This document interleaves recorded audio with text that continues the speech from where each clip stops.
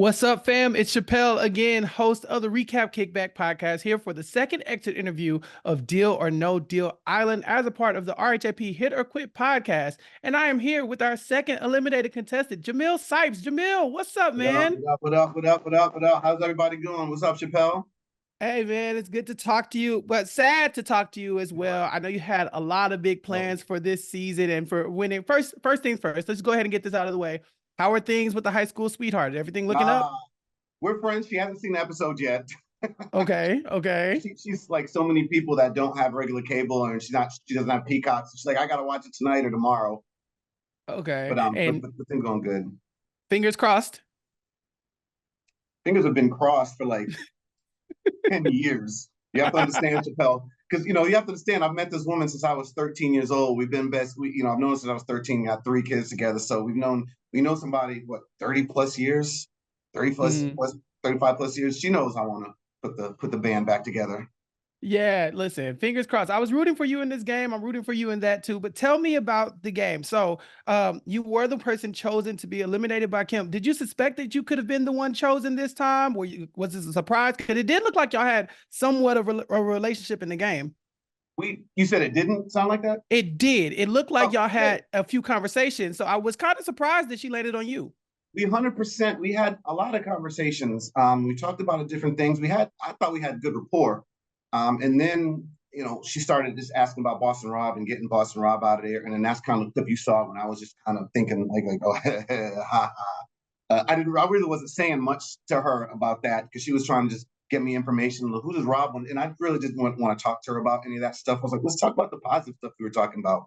Let's keep talking about that. And she just kept on wanting to talk about Rob and getting Rob out of there. And it's just that wasn't where my mind was at that time. I was trying to be friendly and cordial to her because a lot of the cast members, they really weren't talking to her. They saw her. It's like, oh, this old lady, this babe in the woods lady, she's out of here soon. So I was just trying to be cordial with her, be nice to her.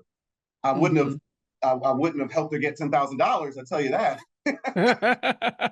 I know that's right. Listen, so it looks like by the show that, maybe it is divided in half, right? The cast is like pro Boston Rob and anti Boston Rob. Is that how it felt while you were out there as well? Yeah, it was definitely two big teams. If there was 13 people out there, it was absolutely like split right down the middle, 7 and 6. Some of the guys, some of the people, they were all like, I'm gonna hang out with Boston Rob and Claudia, Jamil, Nick. It was us, and then it was pretty much everybody else. Yeah. Did you have allies on both sides or was it very divided?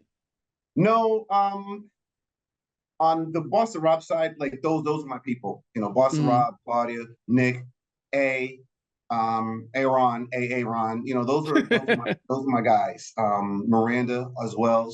I call her little sis. Those are my crew. I liked everybody on the other side too. I don't necessarily say I had any good relations with them, but I liked everybody and I had conversations with everybody. That's really what I tried to do, was speak to everybody and just have form some type of common bond with everybody that I could, no matter what it was. I mean, you like green Right. shirts. I like green shirts too. Boom. No matter what it was. So that was kind of what Yeah. I was trying to do. Okay. And were you familiar with Boston Rob beforehand or you just met him on the show and heard about what he'd done on Survivor? I had no idea who he was, bro. I had no Mm. idea who he was. I haven't watched Survivor since the first season with Richard Hatch when he won and he Hmm. went through his crazy debacle. And then after that, for whatever reason, I just didn't watch it. So when I met him, I'm thinking, oh, this is a nice guy. He's from the same area that I live in the same area, and he's cool. Rob from Boston. And then everybody started calling him Boston Rob, and I started kind of hearing the chatter. And I was like, this guy he's a legend. My first thought is, what is he doing here? Yeah. You're a legend. You've been on Amazing Race. You won Survivor. What are you doing with us? We're Mm. nobodies. Yeah. But it seems like y'all bonded very quickly. They called you the vice president of the Boston Rob crew. They really did. I mean, we did bond because one thing about me, we're same age, we're from the same area. So that to me, when you have that and you have an experience like this, that'll bring you together, off right up front. And that's Yeah. kind of what happened there. We were cool. And then I didn't know who he was, so I wasn't fanboying over him. It wasn't phony. Hmm. It was just authentic. Oh, you're a nice guy. Cool. And that's kind of the vibe. How that's how we got together. And I was definitely cool with him. It didn't change when I found out who he was. It just kind of made me think, oh, okay, I got to keep an eye on you. But we're right here. I'd rather be standing right next to you than, going against you right now. Oh yeah, sounds good. Makes sense.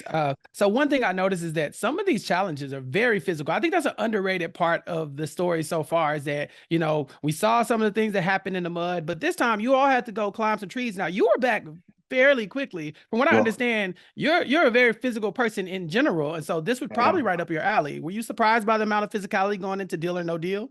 I wasn't surprised. I kind of knew that was going to happen, so I was happy. It was exactly what I expected and exactly what I wanted. I wanted to have a physical challenge, and I wanted to, challenge myself. That I love that challenge because if you notice, when they said go, I jumped in front of everybody, and I was the first one to the tree.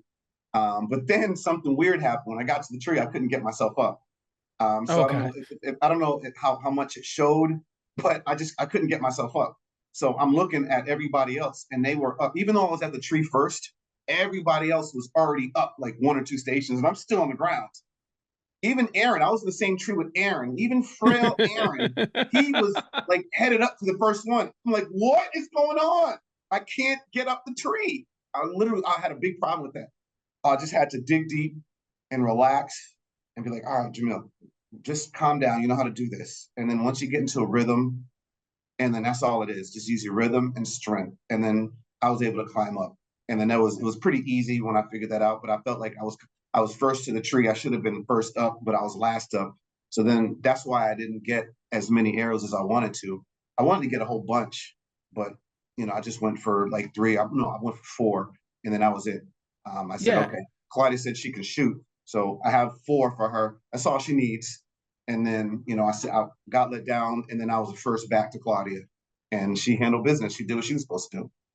Yeah, on the show, it was presented as very suspenseful. It came down to the final shot with Boston Rob. Is that how you felt when you were watching it in the real time? I didn't pay any attention It's like it wasn't me, so I was because cool. I was chilling. because I was on such a high, bro. I was on such a high. I'm like, listen, me and Clyde just won 750. Nobody's gonna get that goal right there. Nobody's gonna get it. And then I'm seeing Kim shoot all over the place. It's like she's trying to not hit it. And other people had got less ones. I'm like, whatever. So I think I was just on high, and I don't even think I didn't even think I watched it live. I think I was just turned around. I got kind of arrogant. I was like, whatever. Nobody's gonna get that. Aaron only got him 3 arrows or 2 arrows. I said, there's no way he's gonna just know. It's impossible. So I'm talking to Claudia. We're talking about who we're gonna get, send down there. We're strategizing that. Of course, that was all off camera. And then I hear screaming and yelling, and I turn around. I'm like, oh no, oh no. That was I was like, no, no, he didn't do it. That means he's safe, and now everybody else is potentially at elimination.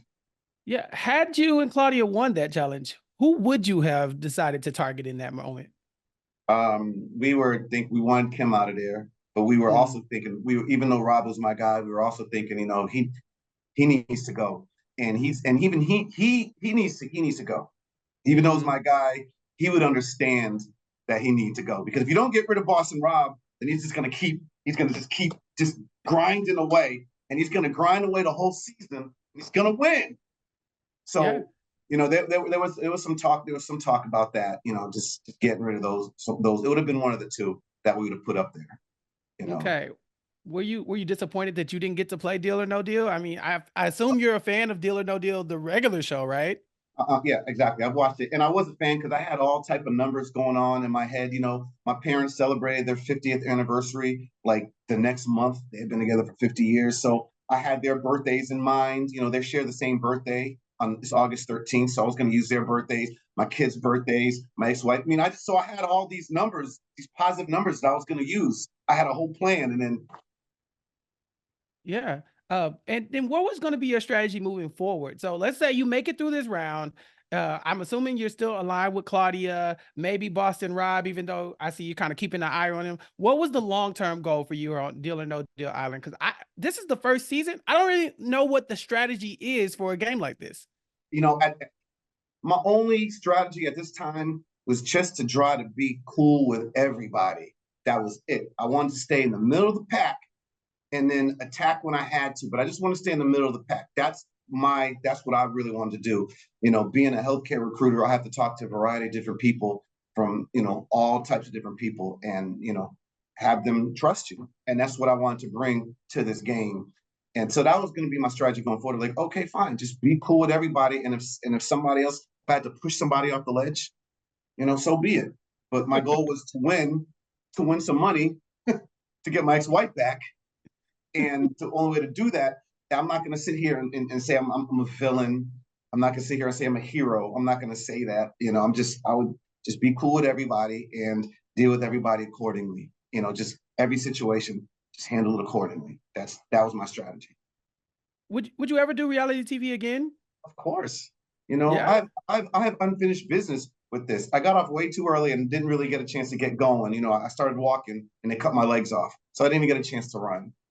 Yeah. So I've been on game shows before. I've done The Feud, I've done Game of Talents, I've done that stuff before. I've won, I've lost. So I've done that, and this is the next progression. And it didn't end the way I wanted to, and I have to do it again. It's almost like a drug. I mean, you're going to see me again, Chappell. You're gonna be telling me in 6 months, another year and a half from now, and be like, so is this better than the last? What do you think? So yes, definitely. I'll be doing some show like this again in the future. I have to, because to go out in the second round, it's kind of deflating. Yeah. I totally get that. How does this rank among your like other game show experiences? It blows them out the water. Even the ones that I've won, just because to be able to go there and meet these people, live with these people, be on an island, and you saw the lavish, Yeah. saw the lavish place that we were living. What was that about? I guess for us, we were kind of given like, oh, it might be Survivor meets Deal or No Deal, but it looks like y'all are on a resort. Yeah, well, yeah, it was glamping, really. It was tents. The resort has your own personal bathroom. There was no personal bathroom here. We had to go like a quarter mile out that way to go to the bathroom to go number 2. So that was, stuff like that is interesting. The tent was nice, but it definitely was a couple steps down from a resort. Yeah, man, this has been so much fun talking to you. We're about out of time. Is there anything you want to leave our listeners with before you go? The one of the biggest takeaways for me from this whole experience is how emotional it can make you. I don't really look at myself as like such an emotional guy. If something happens that I don't like, I'm not, I'll kind of either, push through it, keep it moving, find the funny, and just deal with it, and really don't get overly emotional. That's kind of how I operate. And just being in this game and getting eliminated so early, almost damn near cried in front of the whole America. So it just really made me show how emotional this experience can get. And Yeah. it got emotional, but Yeah, it was super fun and wouldn't change it for the world. any suggestions for anybody who might be thinking about applying for season 2? Just be yourself. That's all. That's it? That's it. For anybody else that wants to apply, just be yourself. That's all. And if somebody else likes it, you'll catch on. Just be yourself. You know what though? I wouldn't mind. Some of these reality shows, people come back for season 2 or for the season 3. They I don't know if you watched The Villains or anything like that. I just finished watching The Villains, and then they had a rumored cast of the next cast of Villains. I don't know how true that is, but I'm looking at it. I'm scrolling through it, and the last one is New York. I'm like, yes, back again, right? Yeah, exactly. Because she went way too early. In my opinion, she went too early. So if they have Deal or No Deal, because I think I like the show. I think everybody I've talked to, they like the show. It seems to be doing really well. So maybe Deal or No Deal 2, 3, 4, 5. I'll come back and have unfinished business to handle. So it'll be great. All right, man. Well, thank you so much, Jamil. It's been great talking to you. All right, we also cover House of Villains here on Hit or Quit podcast. So everyone, this is Jamil Sipes, the second eliminated contestant for Deal or No Deal Island season 1. To keep up with more of our coverage of Deal or No Deal Island, please remember to subscribe to the RHAP Hit or Quit podcast feed for weekly episode recaps, and be sure to follow me on Twitter at Recap Kickback for more information on what I have going on. Until next time, Jamil, it's been nice talking to you. DONDI, peace out.